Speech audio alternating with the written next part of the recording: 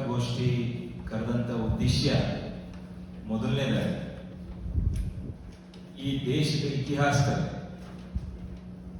ಬಹುಶಃ ಕಿತ್ತೂರಿನ ಸಂಸ್ಥಾನ ಬ್ರಿಟಿಷ್ ವಿರುದ್ಧ ಮೊದಲು ವಿರುದ್ಧವಾಗಿ ಗುಂಡು ಹೊಡೆದಂತ ಅಥವಾ ಕತ್ತಿ ಎತ್ತದಂತ ಸಂಸ್ಥಾನ ಇದೆ, ಅದು ಕಿತ್ತೂರು ಸಂಸ್ಥಾನ. ಅಂತ ಕಿತ್ತೂರು ರಾಣಿ ಚೆನ್ನಮ್ಮನ ಬಲಗೈ ಬಂಟ ಮಾನಸ ಪುತ್ರ ಕ್ರಾಂತಿವೀರ ಸಂಗೊಳ್ಳಿ ರಾಯಣ್ಣವರ ಪುತ್ಥಳಿ ನಿನ್ನೆ ರಾತ್ರಿ ಅರಸೀಕೆರೆ ಬರುವಾಗ ಸೌಭಾಗ್ಯ ಏನು ಅಂತಂದ್ರೆ, ಅದು ಮೊದಲು ಅರಸೀಕೆರೆ ಬಂದಾಗ ಅದ್ರ ದರ್ಶನ ಸಿಕ್ಕಿದ್ದು ನನಗೆ ರಾತ್ರಿ 12:30. ಆಮೇಲೆ ಅಲ್ಲಿ ಸ್ವಲ್ಪ ನಮ್ಮ ಯಾರೋ ಕಾರ್ಯಕರ್ತರುಗಳು ಸೇರಿ ಅದನ್ನ ಪುತ್ಥಳಿಯನ್ನ ಬಟ್ಟೆ ಮುಖಾಂತರ ಸುತ್ತುವ ಮುಖಾಂತರ ಈಗ ಅಲ್ಲಿ ಇಟ್ಟಿದೆ, ಉದ್ಘಾಟನೆ ಏನಾಗುತ್ತೆ. ಅದಕ್ಕಾಗಿ ತಾಲೂಕು ಆಡಳಿತವನ್ನ, ಜಿಲ್ಲಾಡಳಿತವನ್ನ ತುಂಬು ಹೃದಯದಿಂದ ಧನ್ಯವಾದಗಳನ್ನ ಅರ್ಪಿಸ್ತೇನೆ. ಯಾಕಂದ್ರೆ ಸಂಗೊಳ್ಳಿ ರಾಯಣ್ಣ ಅವರು ಕಿತ್ತೂರು ಸಂಸ್ಥಾನದ ಪತನದ ನಂತರ ತನ್ನ ತಾಯಿ ಕಿತ್ತೂರು ರಾಣಿ ಚೆನ್ನಮ್ಮನಿಗೆ ಮಾತು ಕೊಟ್ಟಂತ ಬ್ರಿಟಿಷ್ ವಿರುದ್ಧ ಸೈನಿಕ ಪಡೆಗಳನ್ನ ಸಂಘಟಿತ ಸೈನ್ಯ ಬಲದ ಹೋರಾಟ ಮಾಡದಂತ ಒಬ್ಬ ಮಹಾನ್ ನಾಯಕ, ಒಂದು ಮಹಾನ್ ಚೇತನ ಕ್ರಾಂತಿವೀರ ಸಂಗೊಳ್ಳಿ ರಾಯಣ್ಣ. ಅಂತ ಸಂಗೊಳ್ಳಿ ರಾಯಣ್ಣನ ಪ್ರತಿಮೆ ನಮ್ಮ ಅರಸೀಕೆರೆಯಾಗಿರುವಂಥದ್ದು ಬಹುಶಃ ನಮ್ಮೆಲ್ಲರ ಸೌಭಾಗ್ಯ. ನನ್ನ ಜೊತೆ ಇವತ್ತು ಪತ್ರಿಕಾಗೋಷ್ಠಿನಲ್ಲಿ ನಮ್ಮ ಅರಸೀಕೆರೆಯ ಮುಖಂಡರು, ಗೊಂಡೇನಾಡು ಭಾಗದ ಸಕ್ರಿಯ ರಾಜಕಾರಣಿಗಳು, ಗಂಡಸಿ ಭಾಗದ ಸಕ್ರಿಯ ರಾಜಕಾರಣಿಗಳಂತ ಮಾನ್ಯ ಹಿರಿಯರಂತ ಮಾಲಿಂಗಣ್ಣ ಅವರಿದ್ದಾರೆ. ಹಾಗೇನೆ ನಮ್ಮ ದಾಸನಹಳ್ಳಿ ಕಿಟ್ಟಿಯಣ್ಣ ಅವರಿದ್ದಾರೆ. ದುಮ್ಮೇನಹಳ್ಳಿ ಗ್ರಾಮ ಪಂಚಾಯತಿಯ ನಿಕಟಪೂರ್ವ ಅಧ್ಯಕ್ಷರು, ಯಾದವ ಸಮಾಜ ಅಥವಾ ಕಾಡುಗೊಲ್ಲ ಸಮಾಜದ ಮುಖಂಡರು ಆದಂತ ಮಾನ್ಯ ಅಜ್ಜಪ್ಪಣ್ಣ ಅವರು ನಮ್ಮ ಜೊತೆ ಇದ್ದಾರೆ. ಬಂಧುಗಳೇ, ಸಂಗೊಳ್ಳಿ ರಾಯಣ್ಣನವ್ರನ್ನ ಅವರ ಪ್ರಯತ್ನವನ್ನ ವಿಫಲ ಮಾಡಿದ್ಯಾರು ಅಂತಂದ್ರೆ ಬಹುಶಃ ಅವರ ಲಕ್ಷ್ಮಣ ಅಂತೇಳಿ ಇತಿಹಾಸದಲ್ಲಿ ದಾಖಲಾಗಿದೆ. ಅವರಿಗೆ ಹತ್ತಿರದ ಬಂಧು. ಆತನೇ ಬ್ರಿಟಿಷರಿಗೆ ಸಂಗೊಳ್ಳಿ ರಾಯಣ್ಣ ಎಲ್ಲಿದ್ದಾರೆ ಅಂತ ಹೇಳಿ ಅದನ್ನ ಆ ಜಾಗವನ್ನು ತೋರಿಸ್ಕೊಟ್ಟು ಸಂಗೊಳ್ಳಿ ರಾಯಣ್ಣ ಅವರ ಹತ್ಯೆ ಕಾರಣ. ಅವ್ರನ್ನ ಗಲ್ಲಿಗೇರಿಸಿದಂತ ಬ್ರಿಟಿಷರು, ಗಲ್ಲಿಗೇರಿಸೋದು ಅಂತಂದ್ರೆ ಅವ್ರನ್ನ ಹಿಡಿದು ಹತ್ಯೆ ಮಾಡದಂಥದ್ದು ನಮ್ಮ ದೇಶದಲ್ಲಿ ಗಣರಾಜ್ಯೋತ್ಸವದ ದಿನ ಜನವರಿ 26 ಹುತಾತ್ಮ ದಿವಸ ಅಂತ ನಾವು ಆಚರಣೆ ಮಾಡಿ ಕಣ್ಣೀರು ಮಾಡಿದ್ದೇವೆ. ಬಹುಶಃ ಸಂಗೊಳ್ಳಿ ರಾಯಣ್ಣವರ ಜನ್ಮದಿನ ನಮಗೆ ಸ್ವಾತಂತ್ರ್ಯ ಬಂತು ಅವತ್ತಿನ ದಿನ. ಸಂಗೊಳ್ಳಿ ರಾಯಣ್ಣ ಅವ್ರಿಗೂ ಈ ಮಣ್ಣಿಗೂ ಹೋರಾಟದ ಕಿಚ್ಚಿಗೂ ಅವಿನಾಭಾವ ಸಂಬಂಧ ಇದೆ. ಆದ್ರೆ ಮೊನ್ನೆ ತಾನೇ ಒಂದಷ್ಟು ದಿಢೀರಂತೇಳಿ ನಮ್ಮ ಇಲ್ಲಿನ ಸ್ಥಳೀಯ ಶಾಸಕರಾದಂಥ ಮಾನ್ಯ ಶಿವಲಿಂಗೇಗೌಡರು ಒಂದು ವಿಡಿಯೋ ಮಾಡೋ ಮುಖಾಂತರ ಕರೆ ಕೊಡ್ತಾರೆ. ಜಗಜ್ಯೋತಿ ಬಸವೇಶ್ವರ್ ಕಾಂಗ್ರೆಸ್ ಸರ್ಕಾರವೇ ಘೋಷಣೆ ಮಾಡದಂತೆ ಕರ್ನಾಟಕದ ಸಾಂಸ್ಕೃತಿಕ ನಾಯಕ ಜಗಜ್ಯೋತಿ ಬಸವೇಶ್ವರರ ಒಂದು ಪುತ್ಥಳಿ ಬಗ್ಗೆ ದಿಢೀರಂತೇಳಿ ರಸ್ತೆ ಮಧ್ಯೆ ಬಂದು ಒಂದಷ್ಟು ಜನ ಹಿಂಬಾಲಕರನ್ನ ಇಟ್ಕೊಂಡು ಆ KSRTC ಮುಂಭಾಗದಲ್ಲಿ ಆ ಕಾಂಪೌಂಡ್ ನ ಕೆಡವಿಸಿ ಅಲ್ಲಿ ಬಸವೇಶ್ವರ ಪುತ್ಥಳಿ ನಿರ್ಮಾಣ ಮಾಡ್ತೀನಿ ಅಂತ ಹೇಳಿ ಹೊರಡ್ತಾರೆ. ಅವ್ರು ಕೆಡವಿಸ್ತಾರೆ. ಬೆಳಿಗ್ಗೆಗೆ ರಾಜ ಬಿಜ್ಜಳನ ಆಸ್ಥಾನದಲ್ಲಿ ಬಸವಣ್ಣವರು ಮುಖ್ಯಮಂತ್ರಿಗಳಾಗಿದ್ರು ಅಂತ ನಾವು ಅವ್ರನ್ನ ಸ್ಮರಣೆ ಮಾಡೋದಿಲ್ಲ. ಬಸವಣ್ಣನನ್ನು ನಾವು ಸ್ಮರಣೆ ಮಾಡೋದು ಯಾಕೆ ಅಂತಂದ್ರೆ, ಬಸವಣ್ಣವರು ಎಲ್ಲ ಕಾಯಕ ಸಮಾಜಗಳನ್ನ, ಅದರಲ್ಲಿ ಮಾದರ ಚೆನ್ನಯ್ಯ, ಡೋಹರ ಕಕ್ಕಯ್ಯ, ಸಂಗಾರ ಹರಳಯ್ಯ, ಅಂಬಿಗರ ಚೌಡಯ್ಯ, ಮಡಿವಾಳ ಮಾಚಿದೇವರು, ಇಮ್ಮಡಿ ಸಿದ್ದರಾಮೇಶ್ವರ, ಕುರುಬರ ಗೊಲ್ಲಾಳ, ಕುಬ್ಬರ ಗುಂಡಣ್ಣ, ಈ ರೀತಿ ಅನೇಕ ಜನ ಶರಣರನ್ನ ಅವತ್ತು ತಮ್ಮ ಜೊತೆಯಲ್ಲಿ ಅನುಭವ ಮಂಟಪವನ್ನು ಸ್ಥಾಪನೆ ಮಾಡಿ ಅವರ ಅನುಭವದ ಸಾರದ ಮುಖಾಂತರ ಇಡೀ ಜಗತ್ತಿಗೆ ಯಾವ ರೀತಿ ನಾವು ಬದುಕಬಹುದು ಅಂತೇಳಿ ಈ ಜಗತ್ತಿನ ಮೊಟ್ಟ ಮೊದಲ ಸಂಸತ್ತು ಪರಿಚಯಿಸಿದವರು ನಮ್ಮ ಹೆಮ್ಮೆಯ ಕರ್ನಾಟಕದ ಸಾಂಸ್ಕೃತಿಕ ನಾಯಕ ಅಣ್ಣ ಬಸವಣ್ಣ. ಈ ನಾಡಿನ ಇತಿಹಾಸದ ಪುಟಗಳನ್ನ ತೆರೆದು ನೋಡಿದ್ರೆ ಯಾವತ್ತೂ ಕೂಡ ಒಂದು ಜಾತಿ ಆಧಾರಿತವಾಗಿ ಕರ್ನಾಟಕ ರಾಜ್ಯವನ್ನ ಯಾವುದೇ ನಾಯಕರುಗಳು ಮುನ್ನಡೆಸಿದಂತ ಉದಾಹರಣೆ ಗೊತ್ತಿಲ್ಲ. ಈ ರಾಜ್ಯದ ಮಾನ್ಯ ಪ್ರಸ್ತುತ ಮುಖ್ಯಮಂತ್ರಿಗಳಂತ ಮಾನ್ಯ ಸಿದ್ದರಾಮಯ್ಯ ಸಾಹೇಬರಾಗಿ ಬಹುಶಃ ಬಸವಣ್ಣನವ್ರನ್ನ ಸಾಂಸ್ಕೃತಿಕ ನಾಯಕ ಅಂತ ಘೋಷಣೆ ಮಾಡಿದವರು ನಮ್ಮ ಸಿದ್ದರಾಮಯ್ಯ ಸಾಹೇಬ್ ಅವರ ಸರ್ಕಾರ. ಆದ್ರೆ ಎಲ್ಲೋ ಒಂದ್ ಕಡೆ ಇಲ್ಲಿನ ಸ್ಥಳೀಯ ಶಾಸಕ ಶಿವಲಿಂಗೇಗೌಡರು ಜಾತಿಗಳ ನಡುವೆ ವಿಷಬೀಜ ಬಿತ್ತು ಅಂತ ಒಂದು ದುಷ್ಪ್ರಯತ್ನವನ್ನ ಪ್ರಾರಂಭ ಮಾಡಿದ್ದಾರೆ. ನಾನಿಲ್ಲಿ ಬಹಳ ಮುಕ್ತವಾಗಿ ಒಂದು ಮಾತನ್ನು ಹೇಳಲಿಕ್ಕೆ ಇಷ್ಟಪಡ್ತೇನೆ. ಯಾವ ಕಿತ್ತೂರು ರಾಣಿ ಚೆನ್ನಮ್ಮನವರ ಬ್ರಿಟಿಷರು ಬಂಧನದಲ್ಲಿಟ್ಟಿದ್ದಾಗ ಯಾರನ್ನೂ ಕೂಡ ತಾಯಿ ಚೆನ್ನಮ್ಮ ಅವತ್ತು ನಂಬಲಿಲ್ಲ. ಅವತ್ತು ನಂಬಿದ್ದವರು ಒಬ್ಬರನ್ನೇ ನಮ್ಮ ಸಂಗೊಳ್ಳಿ ರಾಯಣ್ಣ ಅವರ ಮಾನಸ ಪುತ್ರನ. ಅವತ್ತು ಸಂಗೊಳ್ಳಿ ರಾಯಣ್ಣರವರಿಗೆ ಬ್ರಿಟಿಷರು ಬೇಕಾದಷ್ಟು ಆಮಿಷ ಕೊಡ್ತಾರೆ. ನಿನಗೆ ಆ ಹುದ್ದೆ ಕೊಡ್ತೀನಿ, ಈ ಹುದ್ದೆ ಕೊಡ್ತೀನಿ, ಸಂಬಳ ಕೊಡ್ತೀವಿ, ಬಂಗ್ಲೆ ಕೊಡ್ತೀವಿ. ಆದ್ರೆ ಸಂಗೊಳ್ಳಿ ರಾಯಣ್ಣ ನನ್ನ ತಾಯಿಗೆ ಕೊಟ್ಟ ಮಾತನ್ನು ನಾನು ಮೀರಲ್ಲ ಅಂತ ಹೇಳಿ ಇವತ್ತು ನಮ್ಮೆಲ್ಲರಿಗೂ ಸ್ಫೂರ್ತಿಯ ಚಿಲುಮೆ ನಮ್ಮ ಅರಸೀಕೆರೆ ಬಸ್ ಸ್ಟ್ಯಾಂಡ್ ಹತ್ರ ಅವರ ಪ್ರತಿಷ್ಠಾಪನೆ ಆಗ್ತಿರುವಂಥದ್ದು ಜಾತ್ಯತೀತವಾಗಿ ಪಕ್ಷಾತೀತವಾಗಿ ಎಲ್ಲರಿಗೂ ಕೂಡ ಅತ್ಯಂತ ಸಂತಸದ ಒಂದು ವಿಷಯ. ಆದರೆ ಸ್ವಾಮಿ ಶಿವಲಿಂಗಣ್ಣವರೇ, ನೀವು ಈ ಜಗತ್ತಿನ ಮೊಟ್ಟ ಮೊದಲ ಸಂಸತ್ತನ್ನು ಕೊಟ್ಟಂತ ಬಸವಣ್ಣವರ ಪುತ್ಥಳಿ ವಿಷಯದಲ್ಲಿ ಮಾಡ್ತಿರ್ತಕ್ಕಂಥ ರಾಜಕಾರಣ ಕೇವಲ ಒಂದು ಸಮಾಜಕ್ಕೆ ಅವರನ್ನ ಸೀಮಿತವಾಗಿ ನೋಡುವಂತ ನಿಮ್ಮ ಪ್ರಯತ್ನ ಇದನ್ನ ಖಂಡಿತ ಈ ತಾಲೂಕಿನ ಈ ನಾಡಿನ ಬಸವಾನುಯಾಯಿಗಳು ಸಹಿಸೋದಿಲ್ಲ ಅನ್ನೋ ಮಾತನ್ನ ಹೇಳೋದಕ್ಕೆ ಇಷ್ಟಪಡ್ತೇನೆ. ಯಾವ ಅಣ್ಣ ಬಸವಣ್ಣನ ಅನುಯಾಯಿಗಳು ಎಲ್ಲ ಶರಣರು ಸೇರಿ ಇವತ್ತು ಬಸವಣ್ಣನ ಬಗ್ಗೆ ಗೌರವ ಇರುವಂತ ನಿಮಗೆ ತಕ್ಕ ಪಾಠವನ್ನ ಶೀಘ್ರದಲ್ಲೇ ಕಲಿಸ್ತಾರೆ. ದಯಮಾಡಿ ಶಿವಲಿಂಗಣ್ಣವರೇ, ಜೇನುಗೂಡು ಕೈಯಾಗ ಕೆಲಸ ನೀವು ಮಾಡ್ತಾ ಇದ್ದೀರಿ. ನಾಚಿಕೆ ಆಗ್ಬೇಕು ನಿಮಗೆ.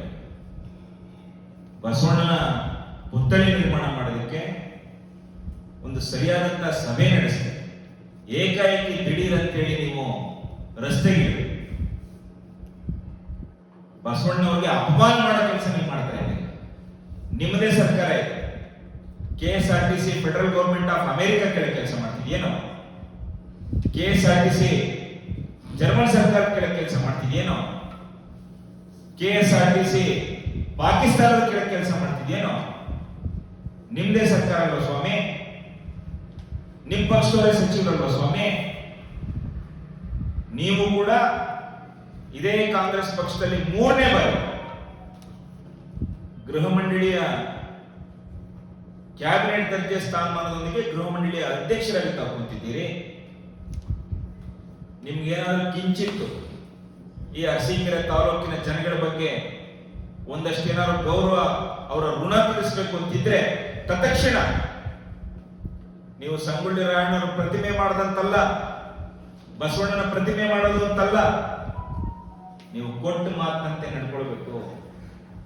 ಏನು ನೀವು ಕೊಟ್ಟ ಮಾತು? ಇನ್ನೊಮ್ಮೆ ನೆನಪು ಮಾಡ್ಕೊಳ್ತೇನೆ. ನಿಗಮ ಮಂಡಳಿಗೆ ಕುರುಬ ಸಮಾಜಕ್ಕೆ ನಾನು ಅವಕಾಶ ಮಾಡಿಕೊಡ್ತೀನಿ ಅಂತೇಳಿ ನೀವು ಹೇಳಿದೆ ತಾನೆ? ಅದನ್ನ ಅತ್ಯಂತ ಶೀಘ್ರದಲ್ಲಿ ನೀವು ಪಾಲಿಸದೇ ಇದ್ರೆ ಮುಂದಿನ ಚುನಾವಣೆ ಯಾವ ಮುಖ ಇಟ್ಕೊಂಡು ಹೋಗ್ತೀರಿ ಸ್ವಾಮಿ? ನೀವು ಯಾವ ಮುಖ ಇಟ್ಕೊಂಡು ಹೋಗ್ತೀರಿ ನೀವು ಜನಗಳೆದುರಿಗೆ? ಸ್ವಾಮಿ ಶಿವಲಿಂಗಣ್ಣವರೇ, ನಿಮ್ಮಲ್ಲಿ ನಾನು ಕಳಕಳಿಯಿಂದ ಪ್ರಾರ್ಥನೆ ಬೇಡ. ಅರಸೀಕೆರೆ ಸರ್ವ ಜನಾಂಗದ ಶಾಂತಿಯ ತೋಟ. ಅರಸೀಕೆರೆ ಎಲ್ಲ ಸಮಾಜಗಳ ಎಲ್ಲ ವರ್ಗಗಳ ಒಂದು ಸುಂದರವಾದ ಹೂದೋಟ. ದಯವಿಟ್ಟು ಇಲ್ಲಿ ಕಳೆ ಬೆಳೆಸುವಂತ ಕೆಲಸ ಮಾಡಬೇಡಿ. ಹೂವಿನ ಗಿಡ ಕಿತ್ತಾಕಿ ನೆಲಕ್ಕೆ ಹಾಕಿ ತುಣಿಯುವಂತ ಕೆಲಸವನ್ನು ನೀವು ಮಾಡಬಾರದು. ಯಾವ 36,000 ಹತ್ತತ್ರ ಜನಸಂಖ್ಯೆ ಇರತಕ್ಕಂತ ಕುರುಬ ಸಮಾಜ ನಿಮಗೆ ಮತಗಳನ್ನ ಕೊಟ್ಟು 4 ಬಾರಿ ಆಶೀರ್ವಾದ ಮಾಡಿದ್ದೀರಿನಾ? ನೀವು ಕಾಂಗ್ರೆಸ್ ಹೋದ್ರಿ ಅಂತ ಕಾರಣಕ್ಕೆ ಮಾತ್ರ ಕುರುಬ ಸಮಾಜ ಈ ಬಾರಿ ನಿಮ್ಗೆ ಮತ ಹಾಕಿಲ್ಲ. ನಮ್ಮ ಮಾಲಿಮಣ್ಣ ಇಲ್ಲೇ ಕೊಟ್ಟಿದ್ದಾರೆ. 2013ನೇ ಇಸ್ವಿನಲ್ಲಿ ನೀವು ಯಾವ ಪಕ್ಷದಲ್ಲಿದ್ರಿ? 2013ರಲ್ಲೂ ಕೂಡ ಅವತ್ತು ಸಿದ್ದರಾಮಯ್ಯ ಸಾಹೇಬರು ಕಾಂಗ್ರೆಸ್ ನಲ್ಲಿ ಇದ್ರೂ ಸಹಿತ ನಿಮ್ಗೆ ಮತ ಹಾಕಿ ಕಳಿಸ್ಲಿಲ್ವೇನೋ? ಅವತ್ತು ನೀವೇನ್ ಹೇಳಿದ್ರಿ? ಗೃಹ ಮಂಡಳಿ ಅಧ್ಯಕ್ಷ ಸ್ಥಾನವನ್ನ ಕುರುಬ ಸಮಾಜಕ್ಕೆ ನೀವು ಕೊಡಬೇಕು. ಇದು ನೀವೇ ಕೊಟ್ಟಂತ ಮಾತು. ಸ್ವಾಮಿ ಶಿವಲಿಂಗಣ್ಣವರೇ, ಜಗಜ್ಯೋತಿ ಬಸವೇಶ್ವರರ ಪುತ್ಥಳಿ ಬಗ್ಗೆ ರಾಜಕಾರಣ ಮಾಡ್ಲಿಕ್ಕೆ ನೀವು ಇಳಿದಿದ್ದೀರಲ್ಲ, ನಿಮ್ ಯಾರೋ 4 ಜನ ಹಿಂಬಾಲಕರು, ಅವನು ಯಾರೋ ಪುಣ್ಯಾತ್ಮ ಮಾತಾಡ್ತಾನೆ, ಅವ್ರ ಹೆಸರು ತೊಳಕ್ ಹೋಗೋದಿಲ್ಲ. ಕಾಣದ ಕೈಗಳ ಕಡಿತಾ ಇವೆ ಅಂತೆ, ಕಾಣದ ಕೈಗಳು. ಅದ್ಯಾವ ಕಾಣದ ಕೈ ಬಹಿರಂಗ ಪಡಿಸಪ್ಪ, ಅದ್ಯಾವ ಕಾಣದ ಕೈ ಬಹಿರಂಗ ಪಡಿಸು. ದಿಢೀರ್ ಅಂತ ಒಂದಿನ ಎದ್ದೇಳ್ತಾರೆ, ನಾಳೆ ಎಲ್ಲ ಸೇರ್ಕೊಂಬಿಡಿ, ಸ್ಥಳ ನಿಗದಿ ಮಾಡ್ತೀನಿ ಅಂತ ವಿಡಿಯೋ ಬಿಡ್ತಾರೆ. ಬೆಳಗ್ಗೆಗೆಲ್ಲ ಬರ್ತಾರೆ, ಬಂದು ಎಲ್ಲ ನೋಡಿ ಎಲ್ಲ ಪರೀಕ್ಷೆ ಮಾಡಿದ್ಮೇಲೆ ಅದ್ಯಾವುದೋ ಒಂದ್ ಕಡೆ ಕಾಂಪೌಂಡ್ ಹೊಡೆದು ಅಲ್ಲಿ ಮಾಡೇ ಬಿಟ್ಟು ಬೆಳಗ್ಗೆಗೆ ಅಂತ ಹೇಳ್ತಾರೆ. ಮತ್ ಮಾರನೇ ದಿನ ಇನ್ಯಾರೋ ಒಬ್ಬ ಬರ್ತಾನೆ, ಅಲ್ಲಿ ಸರ್ಕಾರಿ ಜಾಗ ಕೂಡ ಬರೋದಿಲ್ಲ ಅಂತ ಹೇಳ್ತಾನೆ. ನಿಮ್ದೇ ಸರ್ಕಾರ, ಇದೇ ಬಸವರಾಜೇಂದ್ರ ಮೈದಾನ. ಉದಾಹರಣೆಗೆ ಇದೇ ಬಸವರಾಜೇಂದ್ರ ಮೈದಾನ ಎಷ್ಟು ವರ್ಷದಿಂದ ನೀವು ಕ್ಯಾಬಿನೆಟ್ ಅಲ್ಲಿ ಇಡಬೇಕು, ಮುಖ್ಯಮಂತ್ರಿ ಒಪ್ಕೊಬೇಕು, ಸುಪ್ರೀಂ ಕೋರ್ಟ್ ಹೋಗ್ಬೇಕು. ಹೆಂಗ್ ತೆರವಾಯ್ತಣ್ಣ ಅದು? ಹೆಂಗ್ ತೆರವಾಯ್ತದು? ನಿಮ್ ಎನ್ನಾರ್ ಸಂತೋಷ ಗಟ್ಟಿಯಾಗಿ ನಿಂತ್ಕೊಂಡ.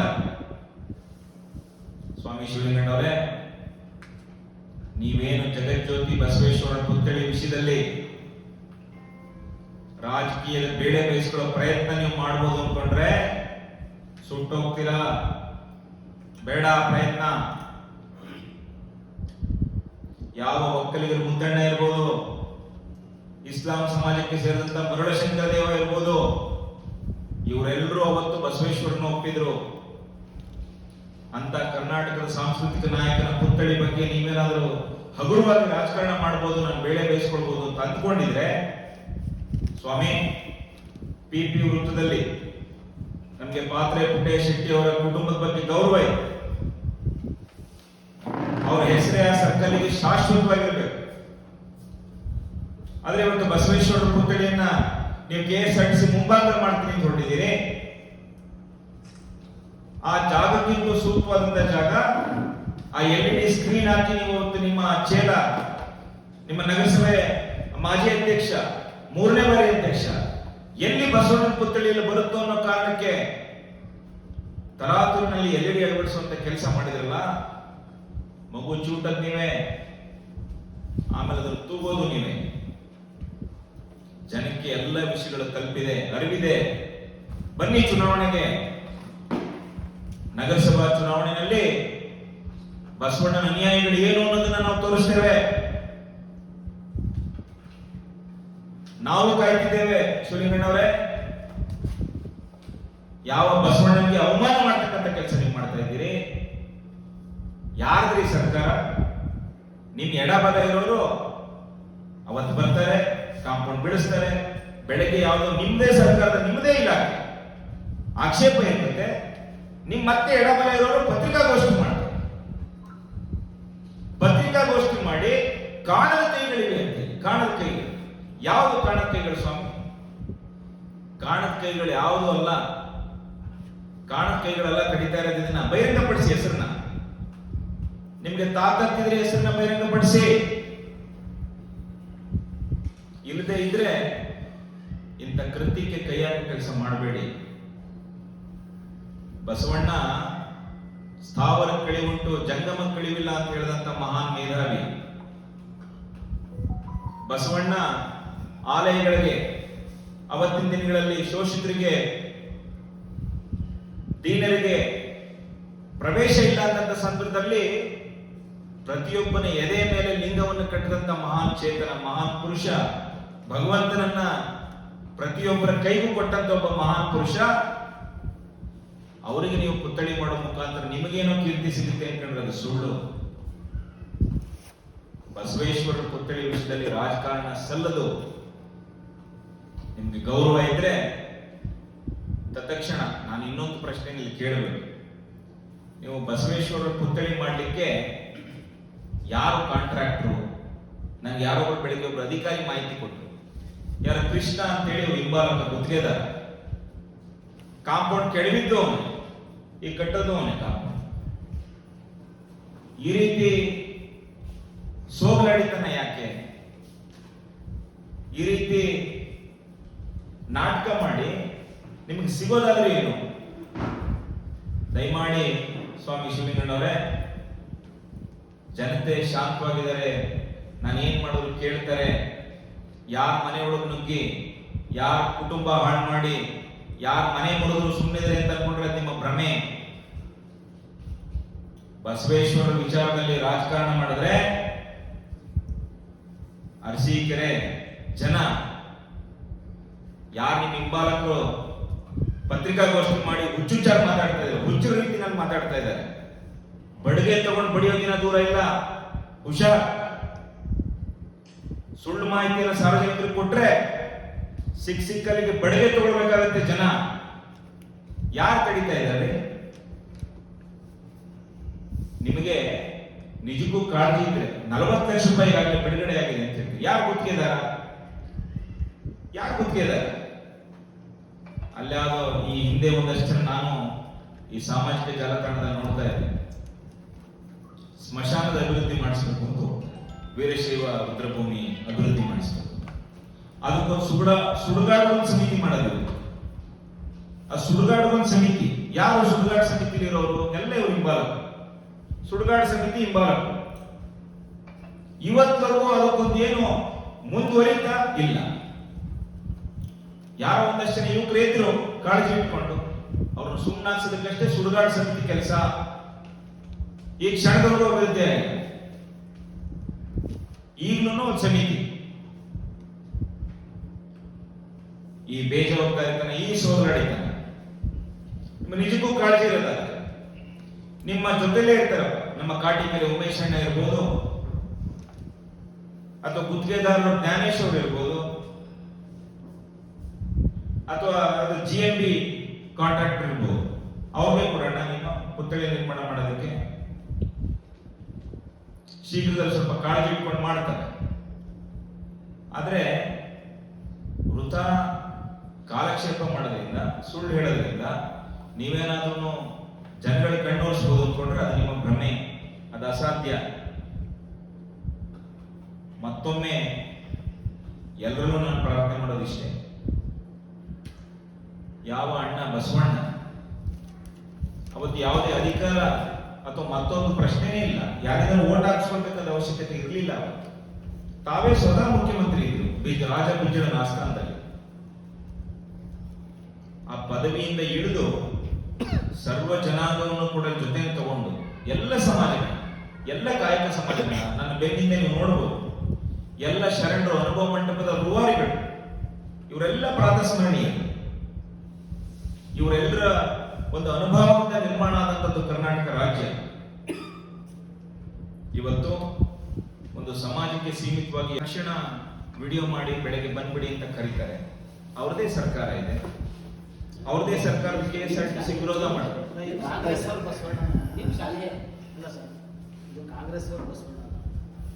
ಇಲ್ಲ, ನಾನು ಅಷ್ಟು ಸಂಕುಚಿತವಾಗಿ ಯೋಚನೆ ಮಾಡಲ್ಲ. ನಮ್ಮ ಸಲಹೆ ಏನು ಅಂತ ಸುಡುಗಾಡು ಒಂದು ಸಮಿತಿ ಮಾಡಿದ್ರೆ ಏನೂ ಆಗಿಲ್ಲ. ಒಂದು ಸಮಿತಿ ಮಾಡಿದಾರೆ ಅಂತ ಎಲ್ಲ ಅವರೇ ಮಾಹಿತಿನೇ ಇಲ್ಲ. ಒಂದು ಪಕ್ಷಕ್ಕೆ ಸೀಮಿತವಾಗಿ ಮಾಡ್ಕೊಳ್ಳೋದಾದ್ರೆ ಅದು ನಿಮ್ಮ ಆರೋಗ್ಯ ಇದೆಯಾ ಅಥವಾ ಪಕ್ಷಕ್ಕೆ ಸಂಬಂಧಪಟ್ಟ?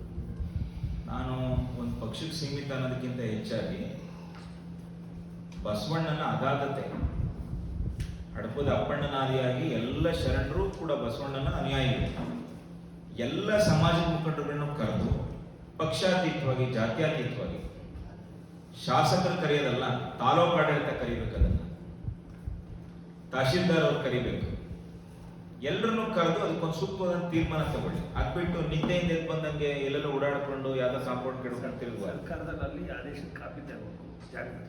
ಸರ್ಕಾರದಲ್ಲಿ ಆದೇಶದ ಪ್ರತಿ ಬೇಕು. ಈ ಜಾಗ ಬಸವೇಶ್ವರ ಪುತ್ಥಳಿ ನಿರ್ಮಾಣಕ್ಕೋಸ್ಕರ ಮೀಸಲಿಟ್ಟಿದ್ದೀವಿ, ಅದಕ್ಕೆ ಇಷ್ಟು ಹಣ ಬಿಡುಗಡೆ ಮಾಡಿದ್ದೀವಿ, ಇದನ್ನೊಂದು ಪತ್ರ ಬಿಡುಗಡೆ ಮಾಡ್ಬೇಕಲ್ವಾ? ಅದೆಲ್ಲ ಮಾಡದೆ ಬಂದು ಯಾರೋ ವಾಕ್ ಹೋಗೋರಂಗ 15 ಜನ ಸೇರಿಸ್ಕೊಂಡು ಆ ಕಾಂಕ್ರೀಟ್ ಕೆಡವಿ ಯಾರೋ ಪುಣ್ಯಾತ್ಮ ನೆಲದ ಮೇಲೆ ಕುಂತು ಒಳ್ಳಾಡಿ ಪೂಜೆ ಮಾಡ್ಬಿಟ್ರೆ ಆಗೋಗ್ಬಿಡುತ್ತೆ ಬಸವಣ್ಣ ಸ್ಟ್ಯಾಚು. ಸರ್, ಸರ್ಕಾರದಿಂದ ಈಗ ಒಂದೊಂದು ಪುತ್ಥಳಿಗೆ 40 ಲಕ್ಷ 50 ಲಕ್ಷ ಸ್ಯಾಂಕ್ಷನ್ ಮಾಡ್ತಾರೆ. ಇಲ್ಲಿ ಎಲ್ಲ ಗಲಾಟೆಗಳು ಕೊಡಬೇಕು ಅಂತಂದ್ರೆ 100 ಕೋಟಿ ಕೊಡಬೇಕಾಗುತ್ತೆ. 124 ಕೋಟಿ ನೋಡೋಣ. ಅವರ ಆಡಳಿತದ ವಿಷಯದಲ್ಲಿ ನಾನು ಮೂಗು ತೋರ್ಸಕ್ಕೆ ಹೋಗಲ್ಲ, ಹಸ್ತಕ್ಷೇಪ ಮಾಡಲ್ಲ. ಅವರು ಮಹನೀಯರ ಪುತ್ಥಳಿಗಳನ್ನ ತರ್ತೀನಿ ಅಂದ್ರೆ ನಾವು ಸ್ವಾಗತ. ಕಾನೂನು ವಿಚಾರ ಆಡಳಿತ ಮಾಡೋರು ಗಮನದಲ್ಲಿ ಇಟ್ಕೊಂಡೇ ಮಾಡಬೇಕು.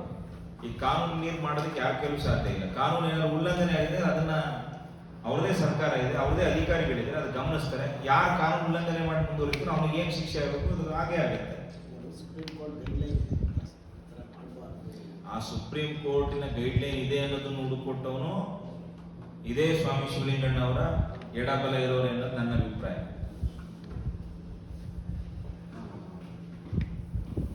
ಆ ಗೈಡ್ಲೈನ್ಸ್ ಇದೆ ಅಂತ ಗೊತ್ತಿದ ಮೇಲೆ ಈ ರೀತಿ ಯಾಕೆ ರಾಜಕಾರಣ ಮಾಡಬೇಕು ಅನ್ನೋದೇ ನಮ್ಮ ಪ್ರಶ್ನೆ. ಅಷ್ಟು ಜಾಗನೇ ಗುರುತು ಮಾಡಿಲ್ಲ, ಸರಿಯಾದ ಜಾಗನೇ ಸಿಕ್ಕಿಲ್ಲ, 40 ಲಕ್ಷ ರೂಪಾಯಿ ಸ್ಯಾಂಕ್ಷನ್ ಹೆಂಗಾಯ್ತು? ಆ ಥರ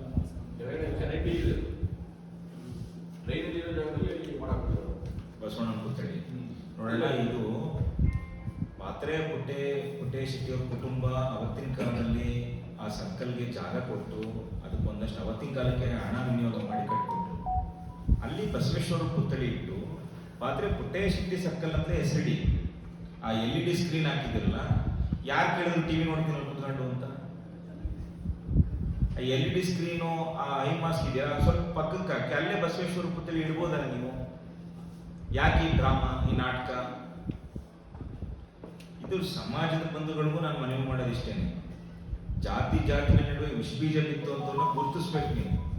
ನಿಮ್ಮಲ್ಲಿ ಯಾರು ಗಂಜಿ ಗಿರಾಕಿಗಳಿದ್ದಾರೆ, ಹೊಟ್ಟೆಪಾಡಿಗೋಸ್ಕರ ಶಿವಲಿಂಗಣ್ಣ ಹತ್ರ ಹಿಂದೆ ಮುಂದೆ ಸುತ್ತುತ್ತಾರೆ, ಅಂಥವ್ರನ್ನ ನೀವು ನಿಮ್ಮ ಹತ್ರ ಬಂದೇನಾದ್ರು ಎಲೆಕ್ಷನ್ ಟೈಮಿಗೆ ಬಂದು ನಂದು ಆ ಜಾತಿ ನಂದು ಈ ಉಪಜಾತಿ ಅಂತಂದ್ರೆ ನಿಮ್ಮ ಮನೇಲಿ ಇಟ್ಟಿರುವಂತ ಮುದ್ದೆ ತಿರುಗು ಕೋಲಿದ್ರೆ ಅದಕ್ಕೊಂಚೂರು ಕೆಲಸ ಕೊಡಿ. ಕಷ್ಟ ಸುಖಕ್ಕಾದವ್ರ ಕೈ ಹಿಡೀರಿ. ಇದು ನಮ್ಮ 20 ವರ್ಷದಿಂದ ಆಗದಿದ್ದು ಈಗ ಬಂದರೆ ಅಂದರೆ ನೀವು ಸಂತೋಷಣ್ಣ ಬಂದ ಮೇಲೆ ಬಸವಣ್ಣ ಅವರು ಕಾಣ್ತಾ ಇದ್ದಾರೆ ಶಿವಲಿಂಗೇಗೌಡರಿಗೆ. ಅಲ್ಲಿ ತನಕ ಕಾಣ್ತಿರ್ಲಿಲ್ಲ ಅವ್ರಿಗೆ. ಈಗ ಬ್ಯಾಕ್ವರ್ಡ್ ಕ್ಲಾಸು ಇಲ್ಲಿ ತನಕ ಏನಾಗಿತ್ತು ಅಂದ್ರೆ ಶಿವಲಿಂಗೇಗೌಡರು ಭಾರಿ ಬುದ್ಧಿವಂತರು ಸರ್. ಈಗ DK ಶಿವಕುಮಾರ್ ಅವ್ರನ್ನ ಅಧ್ಯಕ್ಷರು ಮಾಡಲ್ಲ, ಇವ್ರು ಮಾಡ್ಬೇಕು ಸರ್ ಅಧ್ಯಕ್ಷರನ್ನ. ಯಾಕೆಂದ್ರೆ 136 ಗೆಲ್ಲಲ್ಲ ಸರ್, 196 ಗೆಲ್ತಾರೆ. ಯಾಕೆ ಗೆಲ್ತಾರೆ ಅಂದ್ರೆ ಸರ್, ಅವರು ಒಂದು ದೇವಸ್ಥಾನಕ್ಕಿತ್ತು 4 MLA ಓಟ್ ಹಾಕ್ಸ್ಕೊಂಡು 4 MP ಓಟ್ ಹಾಕ್ಸ್ಕೊಂಡು ಇದು ಸಂತೋಷ ಬಂದ ಮೇಲೆ ಓಪನ್ ಮಾಡಿದ್ರು ಸರ್. ಇಲ್ಲಾಂದ್ರೆ ಅದನ್ನೇ ಓಪನ್ ಮಾಡ್ತಿರಲ್ಲ, ಇನ್ನೊಂದು 2 ಓಟ್ ಹಾಕ್ಸ್ಕೊಂಡರು. ಅವ್ರು ಸಂತೋಷ ಮೇಲೆ ಸಿಟ್ಟೆ ಅದು ಅವ್ರಿಗೆ. ಹೆಂಗ ನಾನು ದೇವಸ್ಥಾನಕ್ಕೆ ಇಳಿಸ್ಕೊಂಡು ಹೆಂಗೆ ಮ್ಯಾನೇಜ್ ಮಾಡ್ತಿದ್ದೆ, ಇವ್ರು ಬಂದ್ಬಿಟ್ಟು ನನ್ನ ದುಡ್ಡನ್ನೆಲ್ಲ ಖಾಲಿ ಮಾಡ್ಕೊಡ್ರಿ ಸರಿ ಅಂತ. ಹಂಗೆ ಅವ್ರು ಏನ್ ಮಾಡ್ತಾರೆ ಅಂದ್ರೆ ಬ್ಯಾಕ್ವರ್ಡ್ ಕ್ಲಾಸ್ಗೆ ದೇವಸ್ಥಾನಗಳೆಲ್ಲ ಕೀಳಿಸಿ 20 ವರ್ಷ ಆಯ್ತು, ನಾವೆಲ್ಲ ಹತ್ರ ಅವ್ರದ್ದೇನು ಎಂತು ಎಲ್ಲ ನಾವು ತಿಳ್ಕೊಂಡ್ಬಿಟ್ಟಿವಿ ಅವ್ರನ್ನ. ಅವ್ರನ್ನ ಕೈ ಬಿಟ್ಟು ನಮ್ಮರೆಲ್ಲ ಹಿಂದಕ್ಕೆ ಸರಿತಾ ಇದ್ದಾರೆ, ಏನು ಅಹಿಂದ ಹೊರಗ್ತಾರೆ. ಈಗ ಲಿಂಗಾಯತರನ್ನ ಏನಾರು ಮಾಡೋಣ ಅಂತೇಳಿ ಬಂದರೆ ಇವರು ಇದೆಲ್ಲ ಹೇಳ್ತಾರೆ. ಪತ್ರಿಕೆ ಮಾಡಿಸ್ಕೊಂಡ್ರೆ ನಾವ್ ಯಾರು ಬ್ಯಾಕ್ವರ್ಡ್ ಕ್ಲಾಸ್ ಪ್ರಭುಕುಮಾರ್ ಹೆಸರು, ಪರಮೇಶ್ವರ ಹೆಸರು, ಇನ್ನು DB ಗಂಗಾಧರಪ್ಪ ಫ್ಯಾಮಿಲಿ ಹೆಸರು ಅಂದ್ರೆ ಹಿಂಗೆ ಎಷ್ಟಿದ್ದಾರೆ, ಶಿವರಾಮ್ ಹೆಸರು ಹಿಂಗೆ. ಇದೆಲ್ಲ ನಿಜ ಅಲ್ವಾ ಸರ್? ನಿಮಗೆ ಗೊತ್ತಲ್ಲ ಸರ್? ಎಷ್ಟು ಬಿಡೋರು ಹಿಂಗೆ ಈ ನನ್ನ ಮಗನ ಹೆಸರು ಹಾಕಿರ ಅಂತ. ಈಗ ಲಿಂಗಾಯತರ ಮೇಲೆ ಪ್ರೀತಿ ಬಂದಿದೆ.